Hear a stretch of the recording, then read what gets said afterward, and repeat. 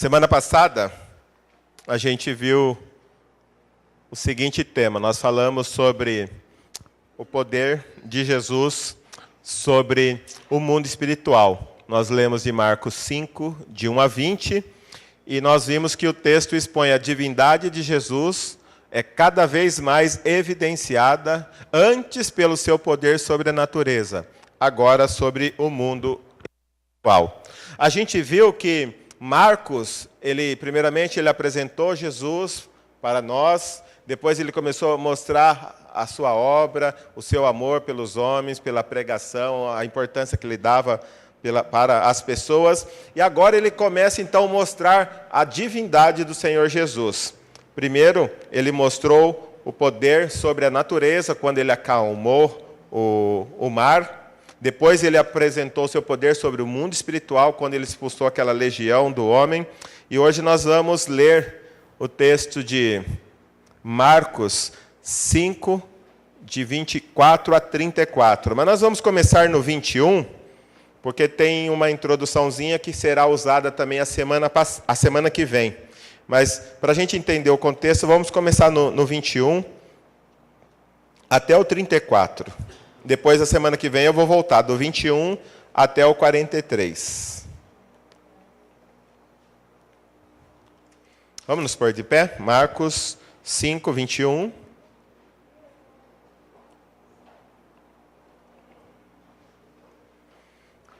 É importante a gente ler o 21 para a gente entender a sequência da história, que diz assim: Tendo Jesus voltado de barco para a outra margem, uma grande multidão se reuniu ao seu redor, enquanto ele estava à beira do mar. Então chegou ali um dos dirigentes da sinagoga, chamado Jairo. Vendo Jesus, prostrou-se aos seus pés e lhe implorou insistentemente: Minha filhinha está morrendo. Vem, por favor, e impõe as mãos sobre ela, para que seja curada e viva. Jesus foi com ele. Uma grande multidão o seguia e o comprimia. E estava ali certa mulher que havia 12 anos vinha sofrendo de hemorragia. Ela padecera muito sob o cuidado de vários médicos e gastara tudo o que tinha, mas, em vez de melhorar, piorava.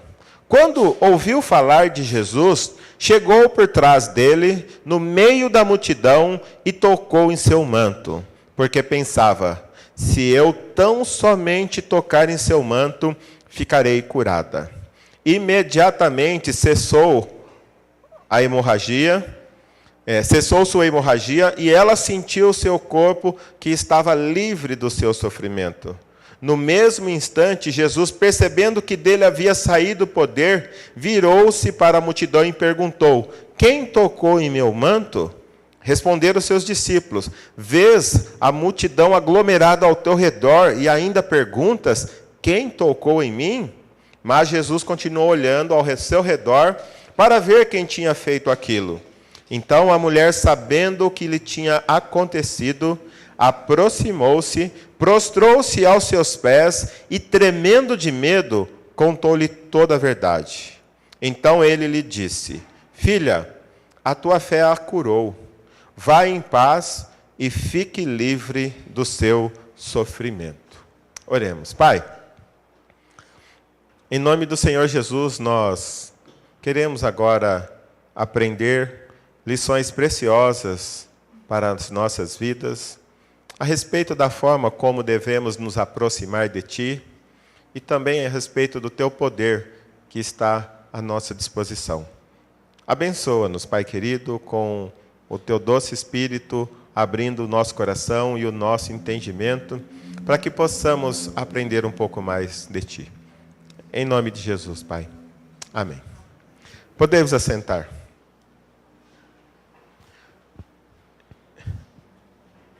Hoje nós vamos falar sobre o poder de Jesus sobre a doença. Então, se você pegou a lógica, primeiro Marcos mostrou o poder de Jesus sobre a natureza, sobre o mar, sobre o vento. A semana retrasada, porque a semana passada nós falamos sobre a oração, né? Foi o encerramento da campanha. E na outra semana a gente tinha visto o poder de Jesus sobre o mundo espiritual, como ele dominou aqueles 6.000 demônios que apoderaram daquele endemoniado gadareno. E hoje nós vamos ver o poder de Jesus sobre a doença. Então, Marcos está mostrando que Jesus ele é Senhor de tudo e é Senhor de todos. E aqui nós vamos ver o poder curador e restaurador de Jesus está ao alcance da humilde fé genuinamente cristocêntrica.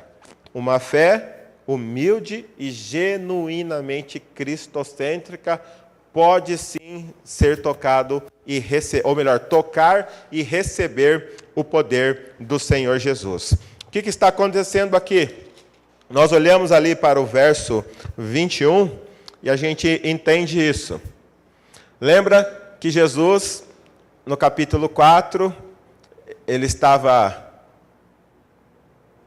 ali em Cafarnaum e comecinho do capítulo 5, ele fala, vamos para a outra margem. Ele saiu de Cafarnaum e passou lá para Gadara. Aqui, quando ele está indo de Cafarnaum para Gadara, que foi aquele vendaval que o barco quase virou e que ele acalmou os ventos e acalmou as ondas. Então ele chegou na Gadara. Ali na região da Gadara, o que aconteceu? Veio aquele endemoniado ao seu redor e ele expulsou aquela legião de demônios que estava sobre ele. Mas, infelizmente, os demônios foram para os porcos. Infelizmente, não. Os demônios foram para os porcos se precipitaram, morreram. Infelizmente, aquela multidão, ao invés de ver o bem que Jesus fez para aquela alma, ficaram mais preocupados com o prejuízo e com os porcos do que com aquela vida que havia sido restaurada. E se você olhar para o versículo 27, eles imploraram para que Jesus saísse da terra deles. Então, Jesus saiu da terra deles e ele voltou para Cafarnaum.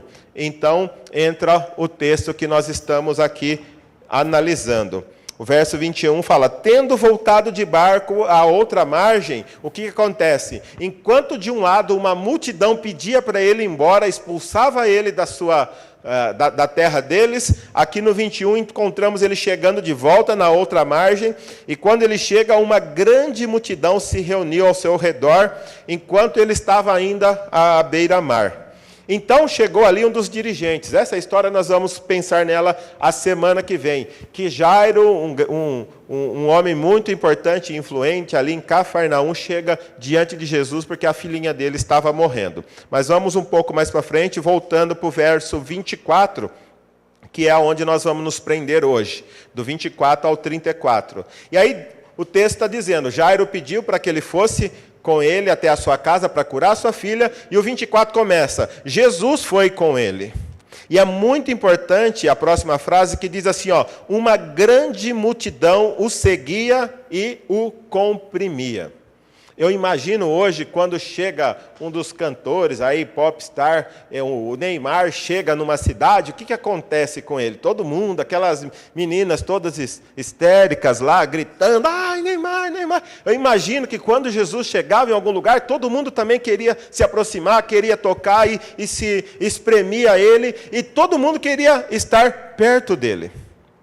Não era diferente do que acontece com ele, porque o texto está dizendo que uma grande multidão o comprimia, todo mundo o espremia.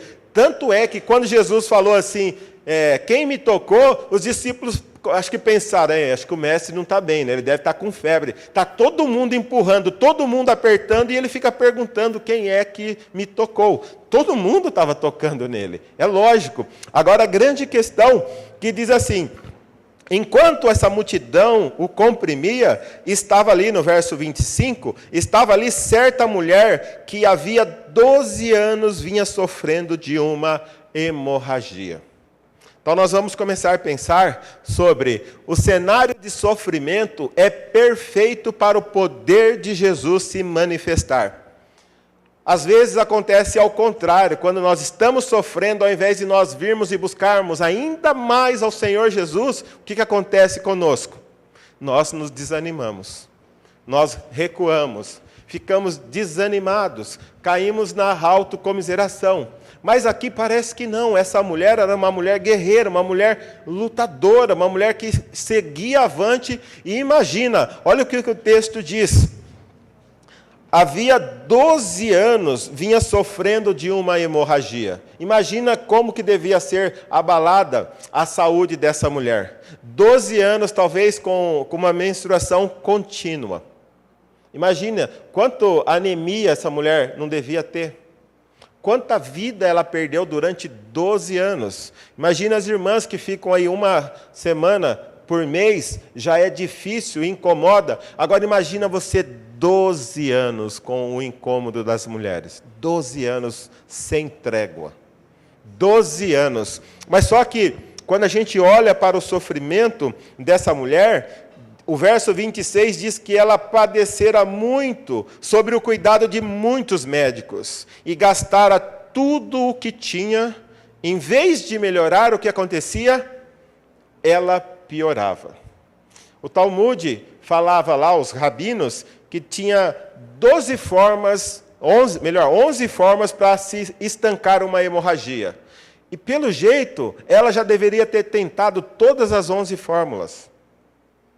E ela deveria, onde ela escutava, vai lá em tal cidade que tem fulano de tal que tem um remédio. Ela devia pegar o seu dinheiro e ia lá. Chegava lá, nada, ao contrário, ela piorava. Ah, não, mas agora fulano de tal está benzendo lá. Então, ela ia lá para receber a benzeção e nada acontecia. Ah, mas fulano de tal inventou uma água lá, um chá mágico. Então, ia lá ela. E aonde quer que desse uma solução, ela ia atrás. E o texto disse que ela gastou tudo o que tinha com os médicos, mas ia de mal a pior. Todas as soluções que lhe ofereciam, ela corria atrás, mas ela não melhorava. Mas é interessante que ela perseverou, ela lutou, ela buscava, ela ainda acreditava que de alguma forma ela poderia alcançar. Então a gente vê que um cenário de sofrimento pode ser um ambiente propício para que Jesus venha agir na sua vida, para que você realmente busque a Jesus. Porque, infelizmente, às vezes eu e você, nós buscamos todas as soluções humanas. E quando não há mais solução humana, quando nós já tentamos de tudo, aí a gente vai até Jesus. Quando, na verdade, deveria ser o contrário. A primeira coisa a buscar deveria ser Jesus. E aqui mostra que o sofrimento dela foi prolongado. 12 anos de busca incessante.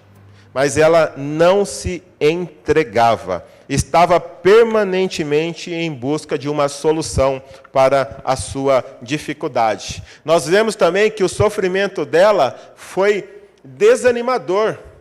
Por quê? Porque quanto mais ela buscava, o que acontecia? Mais ela piorava.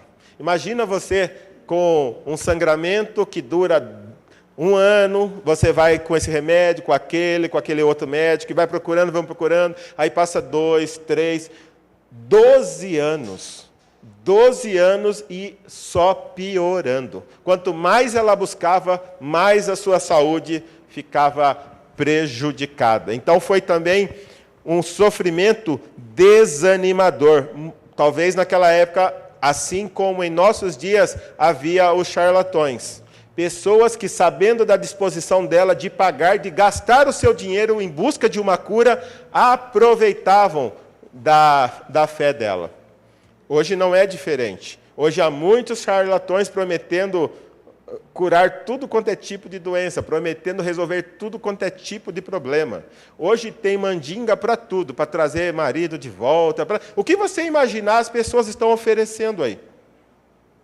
E o triste é que as pessoas vão atrás e dão grande quantia de dinheiro para que essas pessoas resolvam os seus problemas.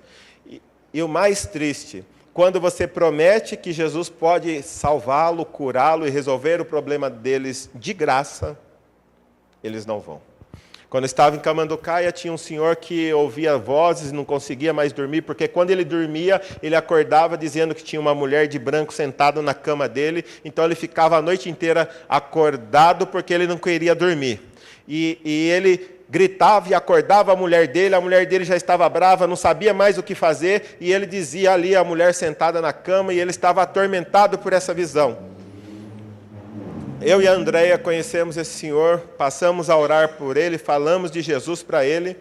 Naquela semana ele não viu mais a mulher, ele melhorou, e eu marquei para que o próximo final de semana ele fosse na igreja conosco.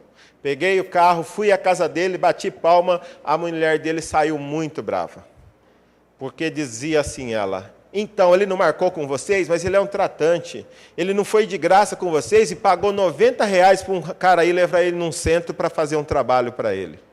Aí eu pensei, acho que o problema era esse. Como eu estava ajudando ele de graça, melhor, pela graça de Deus, então ele não valorizava. Mas o outro que levou ele para um lugar para fazer um trabalho e pagar R$90, e isso há 12 anos atrás. R$90 há 12 anos atrás era um pouco mais de dinheiro do que hoje.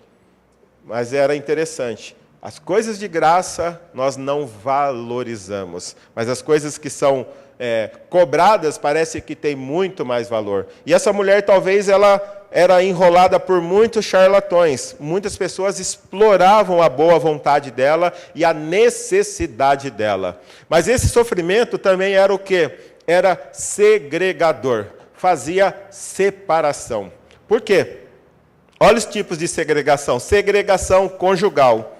Ela como uma judia, e a lei dizia assim que o homem não podia se achegar à mulher no tempo da sua menstruação. Então eram 7 dias sem chegar à mulher. Agora imagina essa mulher que estava há 12 anos com sangramento, com fluxo constante. Se ela fosse casada, provavelmente o seu casamento já estava arrasado. E se ela fosse solteira, provavelmente nunca deve ter arranjado um marido, porque ela não podia se achegar ao seu marido. Então fazia uma separação conjugal. O problema dela não era apenas uma unha encravada. Não era problema de calvície. Era um problema que separava ela do seu relacionamento conjugal ou que a impedia de ter um casamento saudável. Mas também fazia segregação social. Uma mulher que estivesse no seu período de impureza, que era chamado na época, toda mulher que tivesse um fluxo, ela estava no seu período de impureza. Então, ela não podia ter contato com as outras pessoas. Se ela sentasse numa cama e alguém sentasse na cama que ela sentou, essa pessoa também estaria impura e não poderia participar do culto público.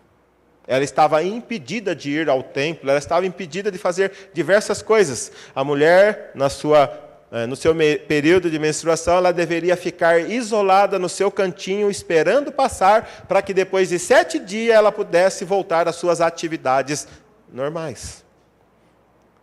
Agora, imagina 12 anos nessa condição. 12 anos ter que viver isolada, ter que viver longe das pessoas, sem ter o contato, sem ter um abraço das pessoas, sem poder tocar nas pessoas, porque quem ela tocasse ficaria impuro naquele dia. Mas também, a doença dela provocava segregação espiritual. Ela não poderia ir ao templo. Ela não poderia se achegar para cultuar, para louvar, para adorar. E quanto tempo perdurava o seu sofrimento? Imagina, 12 anos você impedido de vir à casa de Deus. 12 anos impedido de louvar com os seus irmãos. Não é brincadeira. A situação dela não era fácil. Mas foi exatamente a situação que ela se encontrou no fundo do poço, sem esperança alguma, que levou ela rumo à solução. Foi exatamente a falta de esperança em tudo que o mundo oferecia que levou ela a ter uma nova esperança. Quando o texto diz no verso 27 o quê? Quando ouviu falar de Jesus. Então nós temos que pensar então num outro ponto. O poder de Jesus está ao alcance de qualquer pessoa por meio do quê? Por meio da fé. Por meio da fé você pode ter acesso a Jesus. E nesses textos a gente tem que entender nos próximos versículos, primeiro, notemos a importância de uma teologia cristocêntrica na formação da fé. O que é uma teologia cristocêntrica? Olhe para o texto. O texto diz que a solução dela começou a chegar quando? Quando? Quando ela ouviu o quê? Falar de Jesus. Interessante, hoje a gente quer que as pessoas sejam salvas, que as pessoas venham para a igreja, mas a gente fala assim, vamos lá para a igreja. Nossa equipe de louvor é muito legal. Vamos lá para a igreja. Nós vamos ter um lanchinho no final do culto. Vamos lá para a igreja, nós vamos ter tantas coisas. E a gente começa a falar de um monte de coisa que não tem nada a ver com Jesus. A gente quer que as pessoas sejam salvas, mas a gente faz convites com segundas intenções. A gente não fala do mais importante. Essa mulher, ela foi atrás do próprio Senhor Jesus, porque ela ouviu falar de Jesus.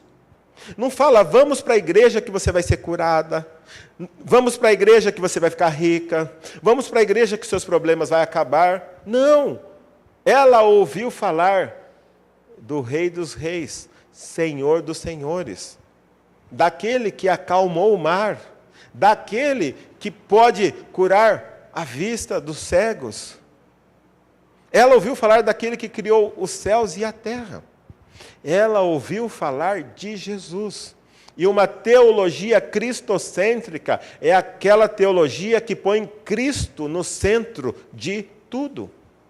E é isso que eu e você precisamos. É isso que o mundo está precisando, de uma igreja cristocêntrica, que Cristo é o centro, e não as pessoas, e não as nossas necessidades.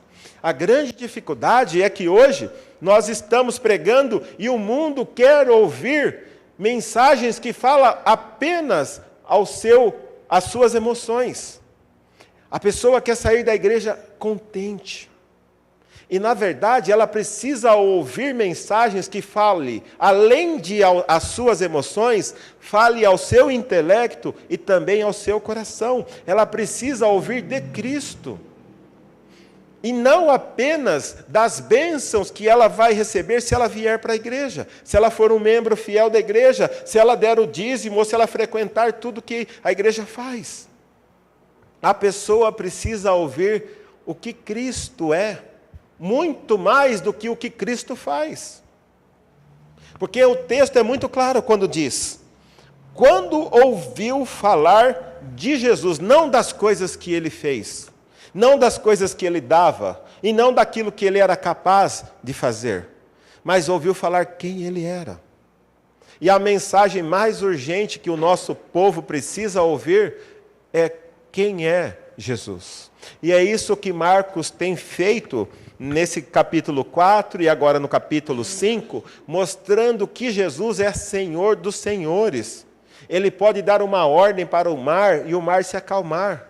Uma ordem ao vento e o vento se acalmar. Ele pode dar uma ordem para 6.000 demônios e todos eles obedecerem ao Senhor Jesus.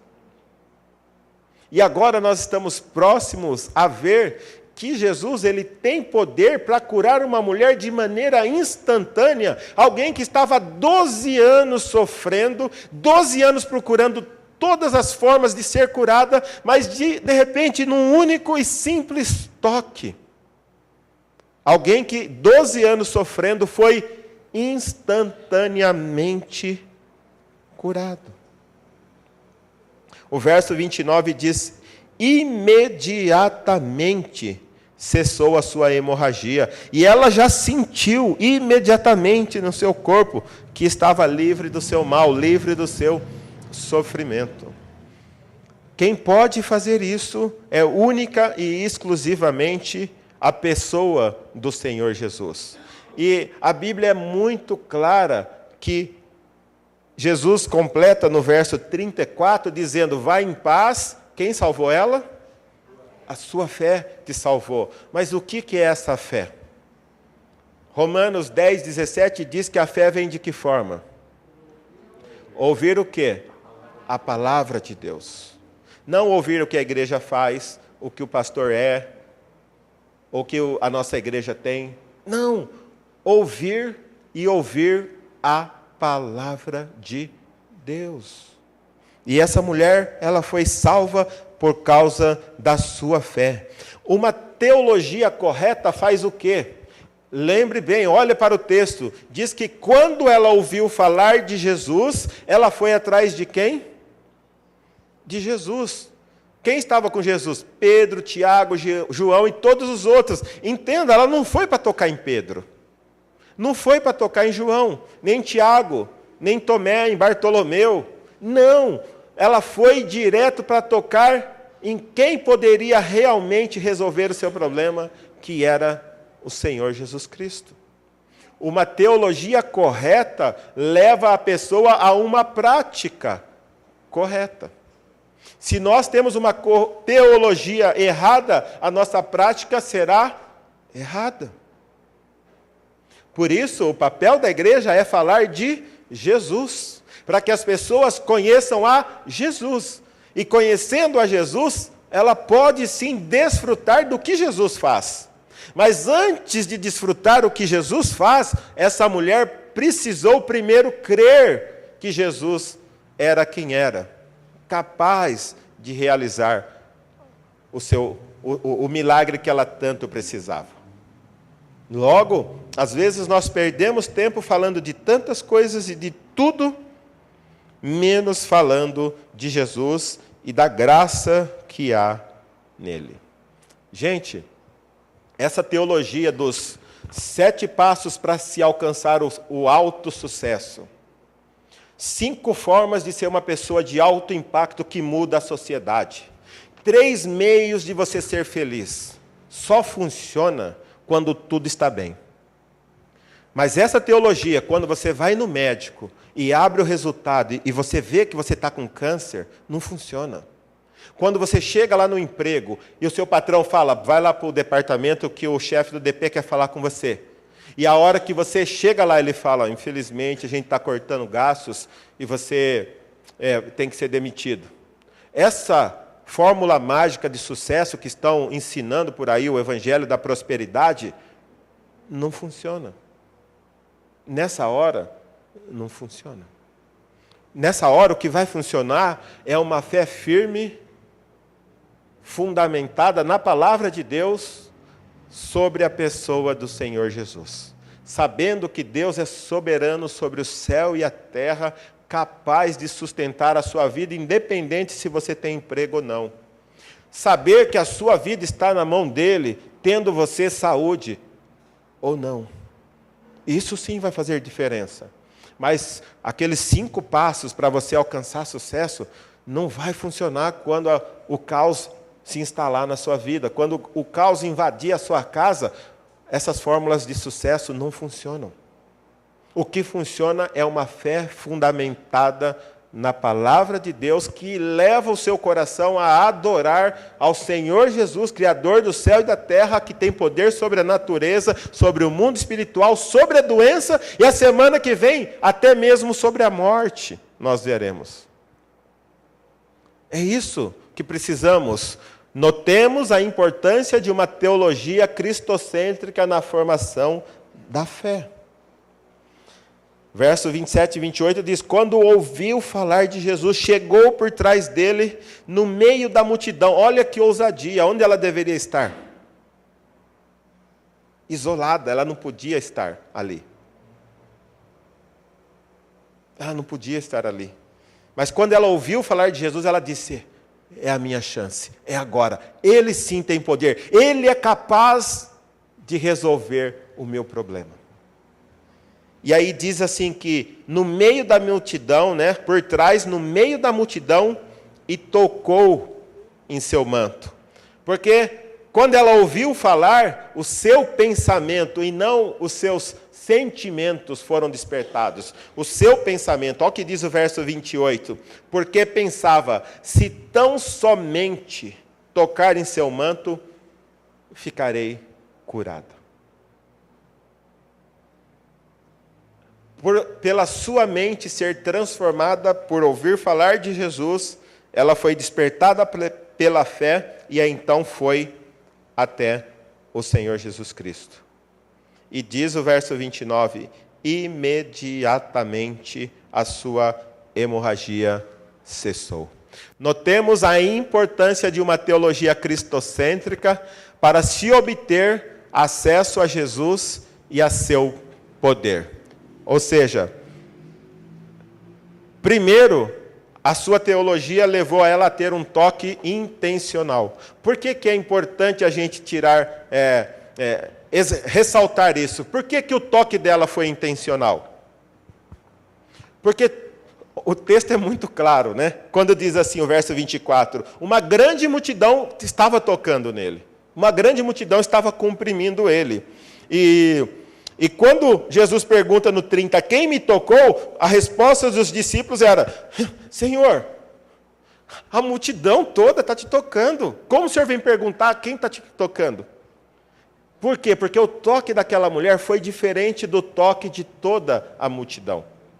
E o mesmo pode acontecer comigo, o mesmo pode acontecer contigo. Nós podemos estar aqui e todo mundo no mesmo culto, cantando as mesmas músicas, levantando as mãos, chorando, mas muitos de nós podem não estar verdadeiramente adorando a Deus, como muitos estavam tocando a Jesus, mas não recebeu nada dele. Imagina, era uma multidão imensa, e o poder de Jesus só foi liberado para uma única pessoa, que tocou de maneira intencional. As outras pessoas talvez esbarrassem, tocassem, apertassem Jesus, mas ela não, ela sabia, ela foi de maneira intencional.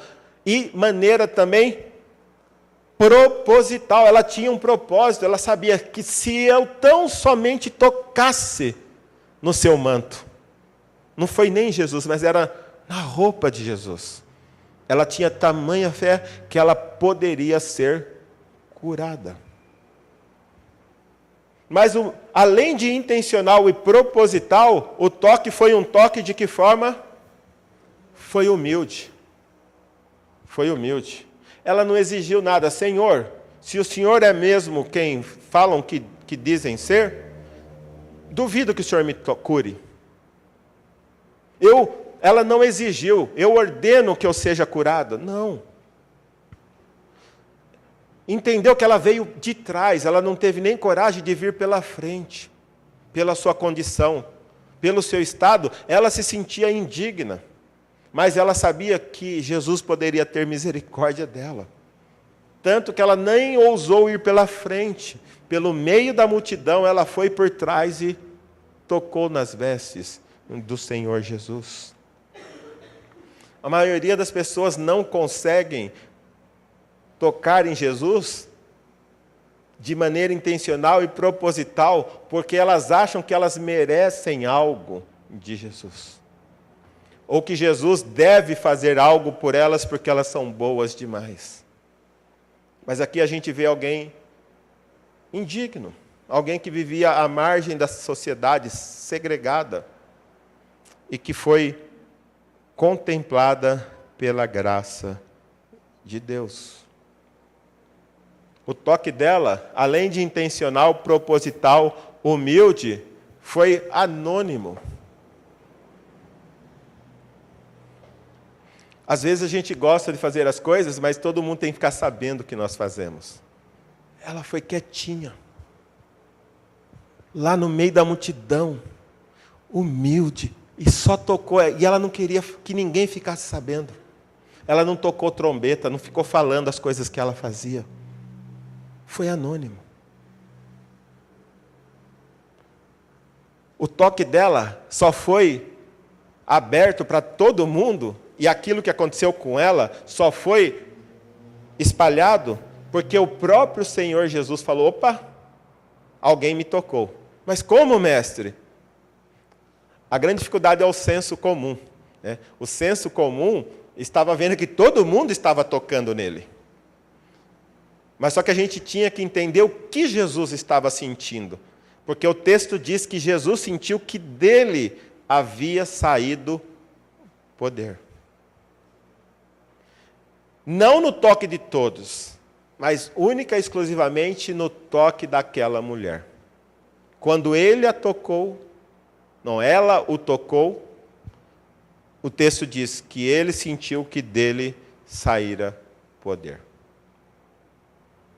Quantos de nós, às vezes, estamos indo atrás de Jesus, mas nós não vamos de maneira intencional, proposital, humilde e anônimo. O anônimo pode ser o contrário daquele que toca a trombeta. Deus, o Senhor sabe o quanto eu faço pelo Senhor. O Senhor sabe como eu te amo. A maioria das pessoas hoje acredita que Deus tem que fazer porque elas têm fé. O Senhor sabe como eu tenho fé. Eu tenho muita fé. Olha, a minha fé, então porque ela acha que tem fé, Deus tem que abençoá-la. E a Bíblia diz muito claramente: o que é que você tem que não seja dada por Deus? O que é que você tem que não tenha sido recebido? Ainda que a pessoa tenha fé, a fé faz dela o quê? Humilde. Ela teve fé, mas ela sabia que tão somente precisava tocar, ela não precisava anunciar nada. E também o toque dela foi confiante. Ela tinha plena convicção, porque quando ela ouviu falar de Jesus, ela sabia quem ele era. E ela sabia o que ele podia fazer. E então ela foi na certeza de receber o que já havia planejado quando partiu em direção ao Senhor Jesus. A questão é, ela tocou, ela foi curada, e quando Jesus perguntou: quem me tocou? Os discípulos ficaram meio assim, o mestre deve estar precisando descansar, né? Ele já está meio que fora de si. Mas o 32 diz assim: mas Jesus continuou olhando ao redor para ver quem tinha feito aquilo. Aí ela já não podia mais esconder. Aí o verso 33 diz que a mulher, então, sabendo o que lhe tinha acontecido, ela sabia que ele estava falando dela. Ela sabia, porque ela foi imediatamente curada e ela sentiu imediatamente que estava livre do seu sofrimento.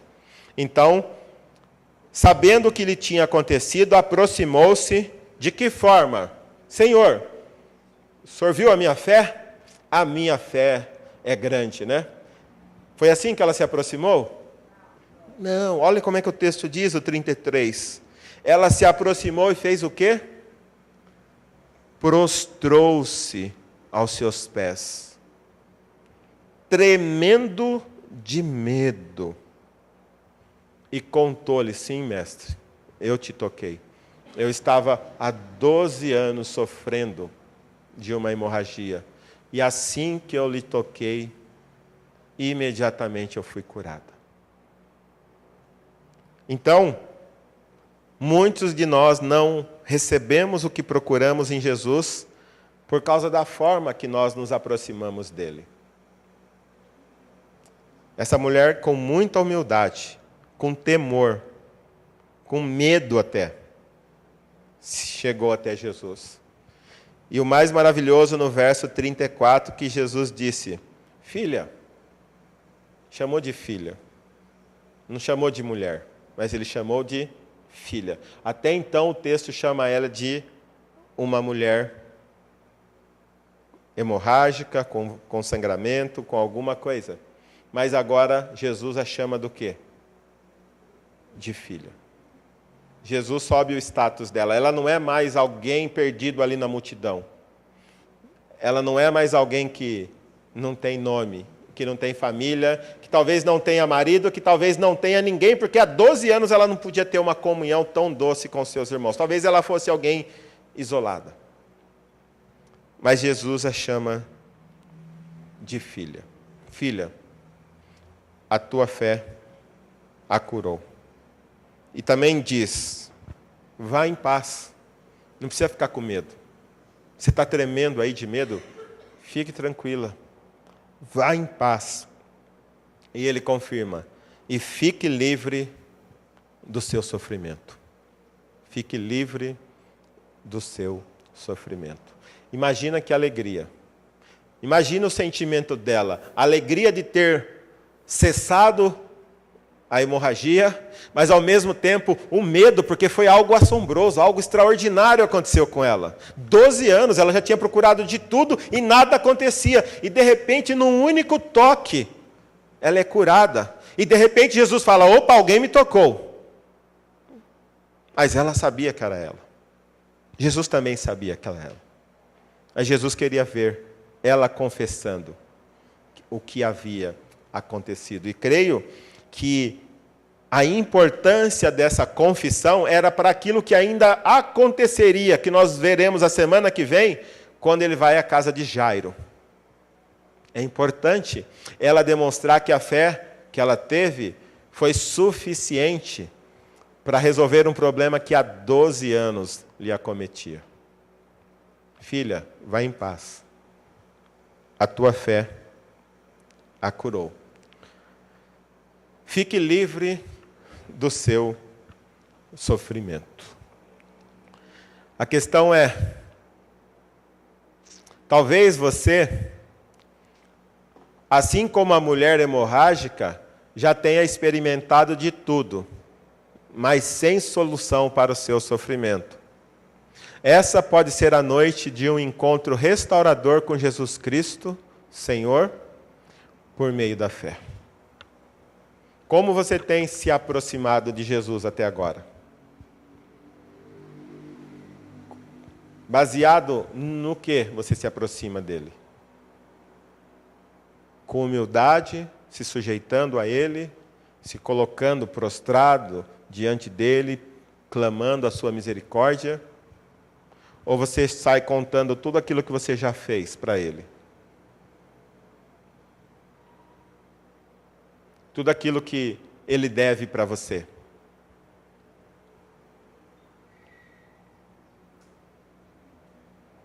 Talvez hoje possa ser uma noite em que você vai se achegar de maneira diferente diante de Jesus.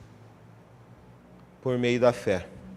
Não por meio dos méritos que pensa ter, mas única e exclusivamente por meio da fé, da confiança que ele é capaz de solucionar a sua dificuldade.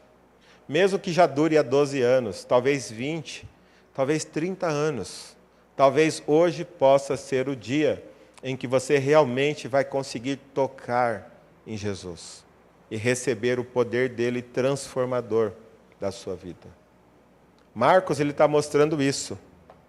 Jesus, ele tem poder sobre as forças da natureza, sobre as forças espirituais, sobre o seu próprio físico. Ele criou você. E ele sabe como o seu organismo funciona. E ele sabe exatamente o que está errado com o seu organismo e sabe exatamente o que é necessário para que ele volte a funcionar de maneira perfeita. E ele pode tocar e deixar-se ser tocado por você para que você seja restaurado.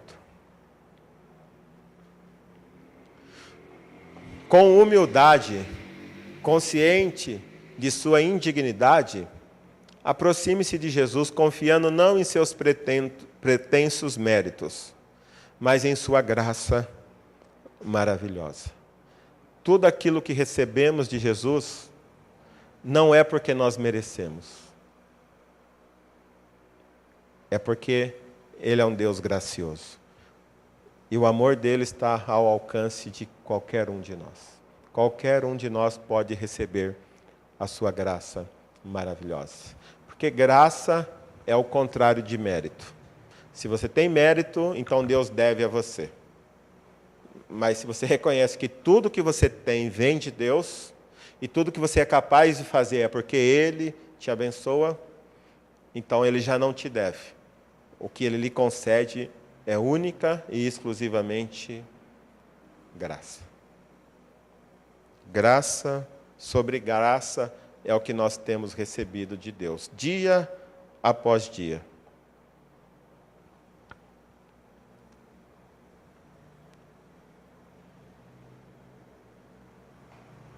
A exemplo da mulher hemorrágica, não permita que obstáculos como preconceito, desânimo, opinião pública ou o sofrimento impeça você de encontrar em Jesus a solução para a sua vida. Talvez você já esteja tanto tempo sofrendo, e o sofrimento é tanto que você já não tem mais esperança de que o seu problema será resolvido. Talvez aquilo que as pessoas pensem de você impede você de chegar até Jesus. Imagine, essa mulher ela era desprezada.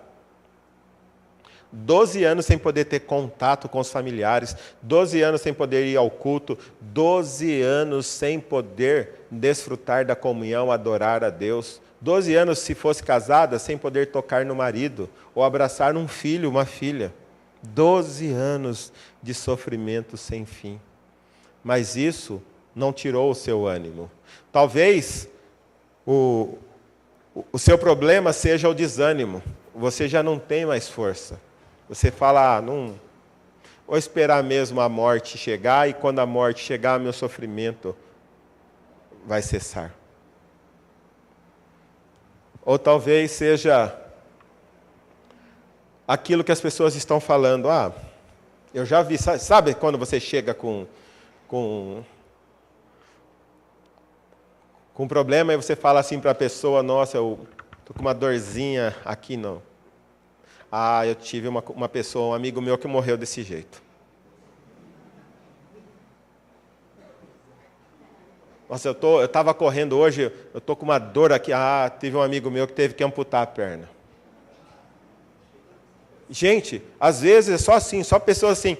Você vai compartilhar algo que a pessoa pode orar por você e entender o seu sofrimento, a sua ansiedade. A pessoa, de vez te ajudar, né, e te levar para... põe um peso ainda maior e leva você lá para baixo. Talvez aquilo que as pessoas estão dizendo tenha tirado o seu ânimo. E você não está nem mais com esperança de que um dia o seu problema vai cessar. Não permita que essas coisas interfiram no seu relacionamento com Jesus. Vá até Ele. Nada impediu a mulher. Nem o tempo, nem a condição social, nem a condição espiritual, nem a condição familiar. Nada. Nada impediu. Quando ela ouviu falar de Jesus, ela foi atrás dele. E eu e você devemos fazer o mesmo. Ir até o Senhor Jesus. Jesus estava doando algo de si mesmo para cada cura que fizera. Ainda hoje, sua vida continua à disposição para todos aqueles que precisam de salvação. A salvação nunca foi de graça, mas por meio da graça, pois Jesus pagou um alto preço. E isso é importante a gente entender, que quando aquela mulher foi curada, saiu virtude do Senhor Jesus. Então, nada acontece no vácuo. Não há lugar para misticismo, superstição na fé. Tipo assim, sexta-feira 13 eu não posso cruzar com um gato, ou eu não posso passar embaixo de uma escada. Gente, nada acontece no vácuo. Até uma cura que Jesus faz, Ele libera poder. Tem que ter a interferência de Deus. Então, se você sentar com a perna cruzada, ou fazer assim, isso não vai impedir o seu time de tomar gol. Seu time vai, se é ruim, vai tomar gol mesmo. Não adianta você ficar fazendo assim, torcendo. Senão a China era campeão todo ano. Imagine, 1 bilhão de chinês torcendo para a China, quem que ia ganhar? Então, nada acontece sem ter uma causa superior por trás. Então, uma cura só acontecerá se o Senhor Jesus fizer algo. E sempre que Ele faz algo, o seu poder é dispensado, assim como a gente viu. Tantas pessoas tocaram em Jesus e nada aconteceu. Mas quando alguém recebe algo de Jesus, Jesus tem que dispensar para ele a sua graça e a sua misericórdia. E a graça dele foi dispensada para aquela mulher, e a graça dele pode ser dispensada também para a sua vida ainda hoje, por meio da fé. Ainda hoje. É o mesmo Senhor Jesus que Marcos está expondo, é o que nós estamos falando aqui hoje. Que Ele é capaz de dispensar poder para tocar a sua vida, para tocar a sua família.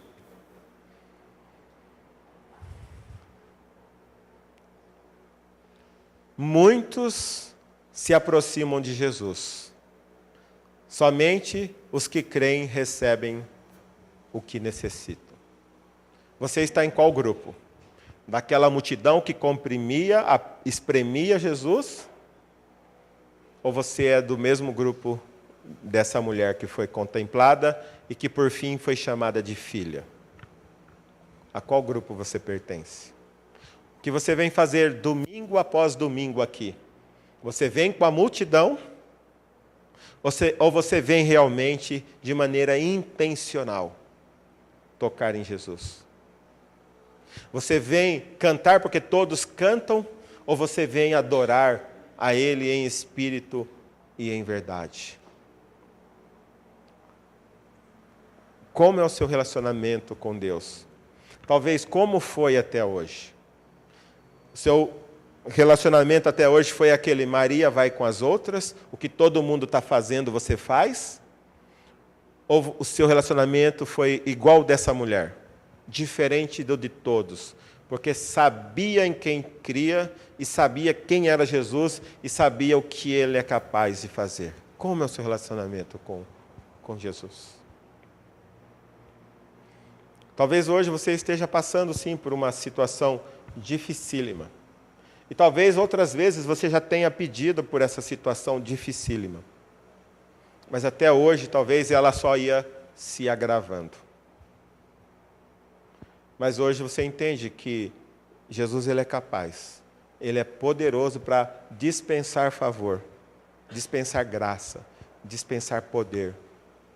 Ele é poderoso para transformar a sua vida, a sua família, os seus relacionamentos, o seu trabalho, a sua profissão, os seus estudos. Ele é poderoso. E talvez hoje você gostaria de tocá-lo pela fé.